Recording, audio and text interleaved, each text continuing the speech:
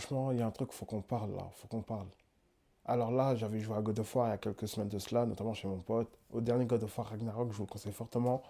Le jeu, franchement, il est impressionnant, il est lourd. Et justement, on parlait aussi des mythologies. Mythologie nordique, grecque. Mais également aussi, mon pote, il me disait ouais, que dans la mythologie, les mythologies africaines sont sous-cotées.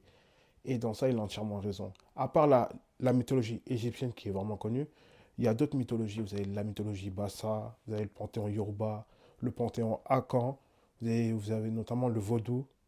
Et vous avez aussi la mythologie Dogon. Et dans ça, franchement, il y a tellement d'histoires. Tu dis que les Africains, franchement, en termes de culture, sont vraiment, vraiment, vraiment riches. C'est qu'ils ont beaucoup, beaucoup de choses à raconter. Et surtout, ça, c'est vrai, ça. Ça, c'est entièrement vrai. C'est qu'en fait, là, en termes d'histoire, déjà de personnages mythiques, que ça soit Olodumare, Anansi, Nyame, Asaseya, notamment, vous avez qui? Vous avez Egun, vous avez plein de personnages mythiques dans ces mythologies-là. Et franchement, leurs histoires là, c'est un truc de ouf. Mais c'est là que tu vois qu'à tel point que les mythologies africaines sont vraiment sous-cotées. Franchement, voilà, faut apprendre et surtout à connaître ces mythologies. Je vous conseille fortement, en tout cas, vous ne serez pas déçus. Déjà, même l'histoire de Anansi, franchement, je vous invite à aller écouter, à regarder, à vous instruire. Vous allez kiffer. Vous allez vraiment kiffer son histoire. J'avais fait une vidéo dessus.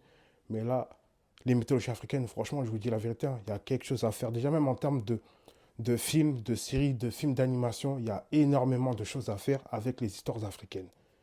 J'espère que vous vous rendez compte de la chance qu'on a en fait. Mais après, pour ça, comme voilà, c'est bien beau de parler, mais après, il faut soutenir. Il faut soutenir ses réalisateurs, ses producteurs.